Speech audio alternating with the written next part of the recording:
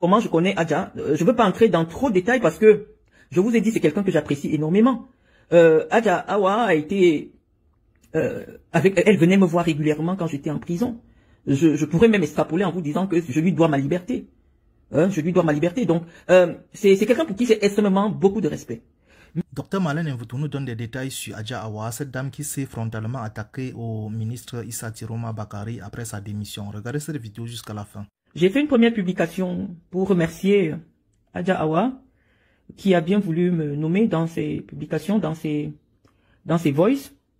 Et vous savez, hein, lorsqu'on me bite dans une affaire, ça signifie qu'on veut mon avis dans l'affaire. Quand il y a mon nom dans un problème, ça signifie que je dois venir mettre le piment. Parce que je vous ai dit que mon rôle en 2025, c'est pour mettre le feu partout. Pas pour allumer, mais le feu dans votre esprit, pour vous donner l'envie de vous intéresser à la gestion de votre pays. Parce que oui, mes chers amis, j'ai l'impression que vous êtes spectateurs dans votre propre pays. Vous ne connaissez pas les enjeux. On vous a empêché, on vous a enlevé même la capacité de réfléchir sur vos propres besoins. Et donc oui, ça passe par des anecdotes, par des faits divers. Ça fait 2 ans que je me suis installé sur les réseaux sociaux pour tirer la sonnette d'alarme, pour vous dire que le pays est devenu un bar. J'avais utilisé une expression qui vous avait peut-être fait sourire. J'avais dit que le Cameroun était un grand film porno. Et je sais que ça vous faisait rire, mais c'était malheureusement la vérité. Et je vous ai dit, lorsque je prends la peine de venir converser avec vous, écoutez attentivement ce que j'ai à vous dire, parce que laissez 2 ou 3 mois plus tard, vous saurez que c'est moi qui vous dis la vérité. Et donc, depuis 2023 que nous nous sommes inscrits dans cette démarche de dénonciation citoyenne, vous voyez que les événements nous donnent raison. Nous avions raison de dire à cette époque, en 2023, que le président Biya a amené le Cameroun au bas. Le pays est désormais géré comme comme un pays, un débit de boisson. Qui est Awa? Parce que vous la découvrez. Nous qui appartenons au petit milieu très restreint de Yaoundé, nous savons déjà qu'elle a tenu à vous faire savoir que elle me connaît. Moi, je ne l'ai jamais cité quelque part, mais c'est quelqu'un que je connais très bien. Donc, je veux bien vous donner du crédit à ce qu'elle dit. C'est une femme qui n'est pas une affabulatrice. Si elle vous disait que, si elle n'était une menteuse, j'allais vous dire que c'est une menteuse. Mais elle n'est pas une menteuse. Ce n'est pas quelqu'un qui raconte des histoires. C'est pas quelqu'un qui invente des histoires. Non. Je parle de ce que j'ai vu. Je parle de ce que j'ai vu. Et je parle de ce que je connais. Adja Awa, c'est pas une folle, c'est pas une femme qui est en dépression, c'est pas une femme qui affabule, non. Adja Awa, je la connais parce que un ami très proche que j'avais à l'époque pas avec qui je sortais, non. J'aurais bien voulu vous montrer sa photo. Il s'appelait Ndoum Gangeste. Il était comme mon particulier, en fait. Lorsque j'avais mes bureaux à côté du collège Montesquieu, et tous ceux qui entraînent leurs enfants, il était dans le sport, on l'appelait Ndoum Gangé. Et en même temps, il était aussi le particulier de la mère de Chantal Biya. Donc c'est par ce truchement que je suis rentré en contact avec le cercle très proche de la mère de Chantal Biya, parce que c'est lui qui m'amène chez la mère de Chantal Biya. C'est lui qui était comme le particulier de la maman de Chantal Biya. C'était quelqu'un qui marchait avec moi comme je marchais avec les Obama et tout ça. Donc c'était quelqu'un qui était proche. Malheureusement, il est décédé, paix à son âme. Et donc, c'était difficile lorsque vous approchiez le cercle très fermé de la maman de Chantal Biya, Madame Rosette Bouchouan, de ne pas connaître qui est Adja Awa. Je vais vous dire qu'il y a des gens au Cameroun qui n'occupent aucun poste de manière officielle. Mais ces personnes ont plus de pouvoir au Cameroun plus que Paul Biya. Ça, c'est aussi l'histoire de votre pays que vous devez connaître. Et donc, je fais la connaissance de Adja Awa, toute puissante. Elle n'a pas d'argent, elle n'est pas milliardaire, elle n'est pas millionnaire. Mais moi-même, personnellement, je ne peux pas vous dire pourquoi elle avait un tel ascendant sur la mère de la première dame du Cameroun. Si Adja Awa dit que on doit enlever le premier ministre John Bouté, le matin, on va enlever le premier ministre John. Je peux pas vous dire. Moi, je dis toujours que je viens dire ce que je sais. Donc, c'est comme ça que je suis devenue la sœur de Adja Awa, parce que je suis devenue aussi, par ce truchement, quelqu'un que je voulais toujours dire que la maman de Chantal Biya aimait bien. J'ai connu maman Christine qui est décédée, et lorsque la maman de Chantal était, il ne faut pas que je l'appelle Chantal, c'est pas mon amie, de la première dame du Cameroun était hospitalisée à l'hôpital de la Caisse, je suis venue la voir là-bas régulièrement. Elle m'appréciait énormément, la maman de Chantal Biya. Mais chaque fois que des gens m'ont proposé de m'introduire auprès de la première dame du Cameroun, j'ai toujours refusé. Je vous ai fait écouter les voices, que ce soit... Non, j'ai toujours décliné. J'ai estimé que elle avait un caractère qui ne me correspondait pas. Je ne suis pas quelqu'un d'extrêmement joyeuse, à rigoler de tout et de rien, à rire aux éclats, c'est pas mon... Donc je trouvais pas ce que je pouvais échanger avec la première dame du Cameroun, mais je me suis toujours éloigné. J'aimais bien sa maman parce que sa maman était une personne très avenante, très simple, très gentille, et oui, voilà. Mais elle-même, la première dame du Cameroun, toutes les personnes qui ont proposé, pendant que j'étais candidate à la présidence de la FECAFOOT, qui me disaient que non, ça ne peut pas passer si tu ne vois pas la maman. Déjà dans ce milieu, tout le monde s'appelle maman, papa et tout ça. Je dis, mais la première dame du Cameroun, qu'est-ce qu'elle a à voir dans les affaires des élections? On fait des choses à la FECAFOOT. Moi, je venais avec un esprit, je vous ai déjà dit ça plusieurs fois, un esprit très républicain, un esprit occidental. La FECAFOOT, c'est une association privée. En quoi est-ce que c'est important d'être dans les bonnes grâces de Chantal Biya pour espérer avoir un poste à la FECAFOOT? Pour moi, tout ça ne passait pas très bien. Je ne peux pas vous dire qu'on ne m'a pas sensibilisé sur la question, mais moi, j'avais une autre vision de la chose parce que je connaissais à peu près, je connaissais un peu plus la philosophie du président Biya, que je connaissais beaucoup plus le biaïsme que le chantalisme. C'est mieux de réduire cela comme ça. Je m'étais éloigné du Cameroun pendant un bon moment, et je ne savais pas que l'idéologie qui avait pris le pas sur le biaïsme, c'est une certaine idée du Cameroun, une certaine idée de grandeur du Cameroun, du respect de la République et des institutions, de la séparation des pouvoirs. C'est ça, du respect de la séparation du pouvoir. Et le président de la République, lorsque il était en possession de tous ses moyens, toutes les personnes qui l'approchaient étaient très respectueuses de ces piliers de notre démocratie. Et donc, le président Biya n'aurait jamais apprécié que l'on pensât qu'il pouvait intervenir dans des affaires, dans des affaires privées, dans les affaires tu as un problème au tribunal, il faut contacter le président Biya. Non, ceux qui connaissent le président, à cette époque-là, et peut-être aujourd'hui, malheureusement, il est diminué, mais le président Biya, personne ne pouvait imaginer que ce genre de choses passe auprès de lui. Donc, nous qui avons été biberonnés au biaïsme, on ne comprenait pas pourquoi, à un certain moment au Cameroun, il fallait l'intervention de la première dame du Cameroun, même pour des choses aussi banales. Donc j'avais cette haute idée de mon pays, et donc je ne trouvais pas nécessaire d'aller voir la première dame du Cameroun pour qu'elle me nomme à la FECAFOOT. Parce que on parle de Adja Awa, et donc pour parler de Adja Awa, nous allons utiliser ta terminologie. Après, nous ferons des envolées scientifiques et académiques dans la deuxième partie de notre direct. Mais pour le moment, nous allons utiliser le langage que la première dame du Cameroun comprend, parce qu'il s'agit d'elle. Je viens leur mettre des mots qu'ils peuvent comprendre dans cette sortie suffisamment soporifique de ma sœur Adja Awa. Je voudrais déjà vous demander pardon pour elle, pour ceux qui ont, à cause de son langage châtié, certains parmi vous ont eu des oreilles blessées. Je pense au professeur Edouard Bokanye qui est venu répondre en disant que elle aurait pu faire sa sortie sans signifier qu'elle connaissait le zizi d'un ministre de la République. Mais professeur, le pays dans lequel vous vivez aujourd'hui est un pays de mélange de genres. C'est un pays de mélange de genres. Adja Awa ne sait pas que Issa Chiroma représente une institution. Non, parce que il y a le mélange de genres. Le mélange de genres est né de quoi? C'est qu'à un moment donné, il n'y a plus de différenciation entre la vie publique de Paul Biya et la vie privée de Paul Biya. Et donc, dans ce mélange, on voit des personnes qui n'ont aucune légitimité politique, qui se retrouvent bombardées à des postes de responsabilité politique. Je vous ai dit comment je connais Adja. Je ne veux pas entrer dans trop de détails parce que je vous ai dit c'est quelqu'un que j'apprécie énormément. Adja Awa a été... elle venait me voir régulièrement quand j'étais en prison. Je pourrais même extrapoler en vous disant que je lui dois ma liberté. Je lui dois ma liberté. Donc, c'est quelqu'un pour qui j'ai extrêmement beaucoup de respect. Et je sais que si elle avait fait de très longues études, elle aurait peut-être utilisé un autre langage, une autre façon de vous expliquer les choses. Mais malheureusement, oui, elle se contente, elle vous dit des choses suffisamment profondes. Ne vous arrêtez pas à cet aspect, à ce petit mot de zizi. Je sais que vous êtes conditionné à réagir uniquement au stupre, à la sexualité. Lorsqu'on parle de la sexualité, blanc, von Néron voilà. Non, elle a le droit de dire qu'elle connaît la nudité, parce qu'elle n'a pas, malheureusement, un langage, elle n'a pas fait de longues études pour pouvoir exprimer des choses dans un autre langage. Donc vous allez, je vous demande pardon à sa place, c'est pas parce qu'elle a dit que je devrais être nommé. Par qui?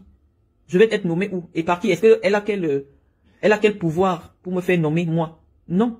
Mais je venais vous expliquer en des termes beaucoup plus catholiques et faire des analyses sur ce qu'elle a dit, parce que c'est très important pour la compréhension de l'état, de notre état. Tout ce qu'elle a dit est suffisamment important. Et c'est pour ça que je venais vous présenter ce personnage, parce que je mets ça sur moi. Moi, je l'ai déjà vu auprès de la mère de Chantal Biya. Et très régulièrement. Donc, elle n'est pas une menteuse. Elle n'est pas une menteuse. Et pourquoi je réagis ici? C'est parce que je vois que, au lieu que l'opposition politique, l'opposition au régime, se saisisse de cet argument pour attaquer réellement le régime de Paul Biya. Je vois des communicantes de Moïse Kamto sur les réseaux sociaux comme Sandy de Boston qui veulent tourner en dérision. Cette femme qui aujourd'hui détient à elle tout seule des secrets d'État et dont la vie pourrait être malheureusement en danger. Parce que ce qu'elle dit est suffisamment grave pour le régime. Elle ne le sait peut-être pas parce que je la connais suffisamment naïve. Je vous ai dit qu'elle a un grand cœur. Elle est un peu comme la première dame du Cameroun. Des gens qui sont un peu comme si on a mélangé. Ça dit qu'elle dit des choses de manière naïve. Elle croit faire plaisir à Chantal. Oui, pour le niveau de compréhension de Chantal Biya, c'est ce type de discours lui font du bien. Mais pour ceux qui connaissent la politique, ce que Awa est en train de faire au régime de Biya, personne n'aurait jamais pu le faire. Même les pires opposants de Paul Biya. Et c'est pour cela qu'il a fallu que moi je monte au créneau pour dire oui, nous sommes des opposants à Biya, des opposants idéologiques. Mais là, tous les ingrédients sont réunis pour l'humiliation du plus illustre des boulons. Et là, en ce moment, nous arrêtons, nous disons non. Nous disons non parce que là, il est question d'humilier, de jeter de l'opprobre sur 60 ans d'engagement du président Biya pour le Cameroun. Pendant 60 ans, il a donné 60 ans de sa vie pour le Cameroun. Et donc, on ne peut pas réduire cela. C'est pour cela que j'avais pensé que 2018 était le mandat de trop. À l'heure actuelle, Paul Biya est en train d'être humilié. Dieu a décidé d'humilier Paul Biya. Moi, ça ne me fait pas rire. Je vous ai dit toute l'estime que j'ai pour Adja Awa. Mais j'ai dit c'est des choses qui jettent l'opprobre sur 60 ans d'engagement politique. Qui jettent l'opprobre sur l'image même, sur la grandeur du Cameroun. Dans la sous-région Afrique centrale, et en Afrique, et même dans le monde. Je ne sais pas ce qui s'est passé. Mais j'ai toujours pensé, j'ai commencé à le dire lorsque j'ai vu des femmes comme Guylaine Chapuis et autres prétendre une certaine proximité avec la première dame du Cameroun. J'ai dit, mais lorsque vous approchez ces personnes, vous avez une obligation de réserve. Je ne sais pas ce qui a engendré la levée de bouclier. Je sais qu'à une époque, quand le président était en possession de tous ses moyens, ce type d'attitude ne pouvait pas être toléré. Quelle que soit la proximité dont on peut prétendre avoir avec la première dame du Cameroun. On ne peut pas tolérer ce déballage nauséabond. Nous pensons que la politique est un art qui a des règles. Nous pensons que la politique doit se faire avec beaucoup d'élégance. Nous pensons aussi que la politique c'est une science réservée aux initiés. Nous ne tolérons pas ce film porno politique. Ça ne nous trouvons que ça jette un discrédit sur notre pays, sur plus de 60 ans d'engagement, de construction. C'est le premier postulat que je fais. Avant d'entrer dans les faits, je vous ai dit, je ne veux pas encore parler de la politique. On vient d'abord expliquer aux professeurs d'université qui sont sur ma page le problème de Awa. Awa dit que elle a acheté le piment de Issa Chiroma. Parce qu'il paraît que le mot zizi c'est ça qui pose un problème. Donc je vais trouver un langage adapté. Elle dit qu'il paraît. Non, elle dit pas qu'il paraît. Elle dit que Issa Chiroma, à qui Paul Biya a confié la formation professionnelle de la jeunesse camerounaise, n'avait pour seule légitimité politique que le fait de lui avoir montré à elle son zizi. Donc, nous nous arrêtons d'abord à cette première articulation. Et nous posons notre analyse. Nous disons que, dans les nordistes, les aladji là qui marchent à Boubou là, qui font semblant là, donc eux aussi, ils vendent le piment aux influenceuses. On s'arrête d'abord là. Parce qu'à l'heure actuelle, crève d'hypocrisie. Parce que quand on voit les nordistes là, vraiment ils font comme si eux aussi n'achètent pas le piment. Donc, parce que, voilà, on doit d'abord parler à ce niveau, parce que les universitaires, vous allez m'attendre après. On doit d'abord parler du problème de l'influenceuse. On dit que un ministre à qui Paul Biya confie la formation de la jeunesse. C'est-à-dire que ce qui lui a donné ce poste, il a vendu son piment à Awa. C'est Awa qui dit. Elle a mon numéro. Donc si ce que je dis n'est pas vrai, va m'appeler. Pour me dire, hey, Awa dit qu'elle a acheté le piment de... Elle a acheté. Donc, pour qu'on le nomme, il a vendu le piment. Et quand il a fini de vendre le piment, Awa l'a amené voir maman. Non, ce n'est pas Chiroma qui a vendu. Est-ce que Chiroma a l'argent pour acheter le piment de Awa? Non, Chiroma n'a pas l'argent. À l'époque, quand il va vendre le piment chez Awa, il n'a pas l'argent. Puisque Awa dit que tu vois dans quel état tu étais. Ce n'est pas Issa Chiroma qui est l'acheteur de piment. C'est Issa Chiroma qui est parti vendre le piment chez Awa. Quand il a vendu son piment chez Awa, Awa l'a amené chez la mère de Chantal Biya pour dire que le gars s'il a un bon piment.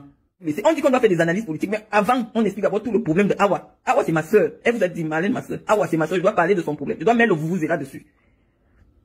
Elle dit que, Awa dit que, dès qu'elle a acheté le piment de Issa Chiroma, apparemment il veut un bon piment. Parce que le piment qui peut te faire un nom ministre, c'est pas n'importe quel piment.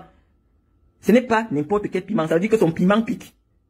Moi, je n'ai pas encore vu. Mais Awa dit que c'était du bon. Que c'était bien. Et comme c'était bien, elle a dit que je t'amène chez ma maman. On va te mettre ministre. Personne n'a jamais entendu Issa Chiroma sur les questions de formation au Cameroun. Sur la nécessité de former la jeunesse camerounaise sur les métiers de pointe. Personne ne l'a jamais entendu. Il n'a aucune crédibilité sur cette question particulière, mes chers amis. Mais on nous explique. On nous explique que c'est son piment qu'il a amené là-bas. Donc il ne vous doit rien. Il doit tout. À la longueur de son sein. Il ne vous doit rien. Il n'a aucun compte à vous rendre. S'il n'avait pas un bon piment, il ne devait jamais le nommer. Donc il ne vous doit rien, vous, le peuple camerounais. Donc c'est comme ça qu'il a vendu son bon piment à la bonne personne. Et la bonne personne maintenant a dit, on va aller voir papa en Vomeka. Papa c'est qui? Papa c'est votre président. Elle n'a pas dit qu'elle a vu papa. Elle a dit qu'elle a vu Madame Doulou. Et c'est Madame Doulou que j'ai fini d'insulter ici sur Facebook, parce qu'elle avait envoyé notre prostituée m'insulter. Madame Doulou a ouvert le camp de Paul Biya pour faire entrer des influenceurs. Ah ouais, l'influenceuse et Issa Chiroma l'influenceur. Parce que il ne peut pas avoir d'influenceuse sans influenceur. Il ne peut pas avoir d'influenceur. Parce que vous avez dit que les influenceuses, donc maintenant il y a aussi les influenceurs d'État. Donc c'est comme ça que Doulou a ouvert la maison de Paul Biya. Ça veut dire que les gens, si, même pour vendre le piment, ils vendent le piment à l'intérieur de la maison de Paul Biya. Vous vous rendez compte à quel point ces gens ont décidé de mépriser Paul Biya. On a ouvert la maison, ils ont dormi là-bas. Dans le camp de l'enfant d'un catéchiste. Les gens viennent faire l'adultère, vendre le piment. Donc, on a dit que c'est comme ça que Doulou ouvre le camp de Paul Biya. On dit à Issa Chiroma dort. On va dire à papa que tu es là, tu veux quelque chose, on peut te nommer. Je n'exagère rien. Je n'ai rien exagéré. Je vous explique dans le français que vous comprenez. C'est ce que Awa a dit. Si vous voulez, je commence à faire écouter le voice. Non. Je vous explique de manière pédagogique.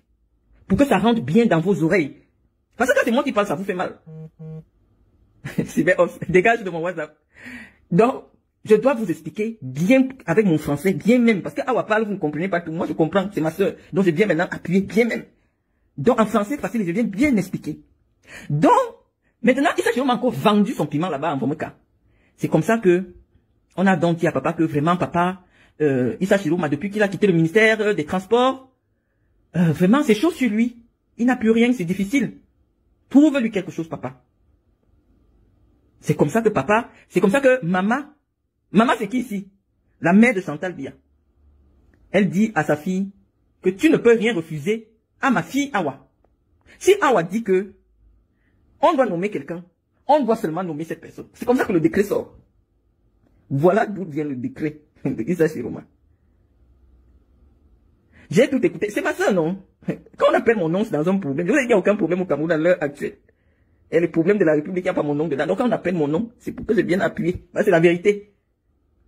Donc je viens maintenant vous donner l'explication pédagogique. Et maintenant, nous nous arrêtons encore là. Parce que j'explique d'abord ce que Awa dit. Et maintenant, nous faisons l'analyse. Donc, vous allez me demander quelle était cette femme aussi puissante, Madame Boutchouan, comment elle a réussi à devenir incontournable dans la gestion du pays? Apparemment, c'est les mauvaises langues qui disent. Mais est-ce que nous sommes là pour servir de caisse de résonance aux mauvaises langues? Il se dit que la mère de Chantal Biya était plus scolarisée que sa fille. Et donc, à un moment donné, elle était plus politique, c'est-à-dire qu'elle comprenait beaucoup plus les choses politiques que sa propre fille qui était la première dame du Cameroun. Mais je ne sais pas. Je ne sais pas, les amis. Ça, c'est les mauvaises langues. Mais une chose est certaine parce que même le professeur Mendozé a a beaucoup profité de l'entre-gens de cette grande dame que j'adorais, j'aimais énormément. Maman Boutchouan Rosette, elle avait beaucoup d'humanité en elle. Elle aimait les gens. Elle savait donner. Elle avait un tel poids, un poids qui était certain, qui pouvait influencer les décisions du président de la République. Mais on va s'arrêter là pour dire, mais comment? Parce que nous, les Bouloula, on a toujours dit que vraiment, le mariage avec les Nanga, c'est les Nanga ont une réputation. Parce que je ne connais pas comment une personne qui n'a pas traversé la troisième peut s'asseoir et diriger un homme qui a fait l'Institut des études politiques d'outre-mer. Si ce n'est pas la sorcellerie. C'est-à-dire que parce que les filles Nanga, d'abord, ont la réputation, hein, que c'est elles qui dominent leur mari. Je ne sais pas avec quoi, les amis. Donc maintenant que c'est arrivé sur la place publique, on va se poser des questions. Donc, depuis au moins 25 ans, c'est Chantal Biya et sa maman qui gèrent le Cameroun. Et ça nous pousse à avoir une réflexion. Parce qu'on a souvent entendu ceux qui fréquentent ces milieux nous dire qu'en réalité, lorsqu'il y a des nominations, ceux qui sont appelés ministres d'État, c'est ceux que Paul Biya lui-même, il connaît, il nomme. Donc ils sont moins de 10. Donc dans tout ce gouvernement-là, pléthorique, de près de plus de 100 personnes, Paul Biya ne connaît que 10 membres. Non, peut-être 5 membres. Qu'il connaît. Et que lui-même a nommé. Donc il dit souvent, dès qu'on met les noms des personnes que lui-même a nommées, le reste il remet à sa femme. Donc, sur un gouvernement de 100 personnes, c'est-à-dire ministres et assimilés, Paul Biya n'a la responsabilité directe que de 5 personnes. C'est quand je vais citer le ministre d'État Bello Bouba. Je vais citer le ministre d'État Ngongo. Je vais citer le ministre d'État Laurent Esso. Je vais citer le ministre d'État Famendongo. Il y a encore, qui d'autre est ministre d'État? Hein? Donc Paul Biya ne connaît que 4 personnes dans ce truc-là. J'avais d'abord fait la remarque, lorsque ils étaient allés faire l'anniversaire de Paul Biya à son domicile privé, Ketia Koutez est allé saluer le président. Le président ne la connaissait pas. Ça a attiré mon attention. À cette époque, vous étiez trop focalisé sur le fait que oh, c'est Marlène qui a pété un câble, elle dit n'importe quoi. Comment elle peut dire que Paul Biya ne connaît pas les ministres? Ah ouais, venez vous poser ça sec. Ah ouais, dit à Ketia Koutez. Ah ouais, Yaoundé. Elle parle de ces gens comme si c'est la CPR. Personne ne la cherche. Personne ne la convoque. Elle parle des ministres de votre République comme si... Est-ce que Ketia Koutez, tu ne connais pas Chantal? Tu ne la connais pas? C'est Maman Rosette qui a demandé à Célène Ketchanga. Pourquoi ce nom Célène Ketchanga là? Parce que Glenn Chapuis dit que c'est son show. Donc je dois vous expliquer tous les problèmes. Awa dit que Célestine Ketia Koutez doit sa nomination à Ketchanga. Parce que c'est Ketchanga qui dit à Madame Boutchouan. Non, c'est Madame Boutchouan qui dit à Ketchanga. Écoute, je n'ai pas envie d'être la seule femme mère à l'ouest. Trouvez-moi quelqu'un. Une autre femme. N'importe laquelle. Quel que soit son parcours académique, politique et tout. N'importe laquelle. On va faire d'elle une mère. On va faire d'elle une mère. Même si c'est une vendeuse de piment. Quel que soit ce qu'elle fait, je veux une femme. Et c'est Ketchanga. Je vous ai montré le monsieur là ici. Lui-même est sénateur. J'avais montré ici parce que une femme qui dit que elle est sa maîtresse m'insulte sur internet depuis 2 ans. C'est pour ça que je l'ai appelé sur ma page. Donc c'est ce monsieur-là qui dit à Ernest, à Maman Rosette, qu'il y a une femme là, c'est ma secrétaire. À Greenfish. Ah, on ne peut pas inventer tout ce qu'elle dit puisque c'est vérifiable sur Google. Est-ce qu'elle invente? Ah, on n'est pas là à l'école, hein. Donc ne dit pas qu'elle lit les choses là quelque part. Mais les faits sont suffisamment concordants et vérifiables. Est-ce qu'il n'y a pas eu un problème? Greenfish qui a opposé Ketchanga. Finalement, et Ketia Koutez, c'est parti au tribunal, on a condamné Ketia Koutez. Awa, je ne sais pas si Awa c'est lui-même. Awa n'a pas inventé.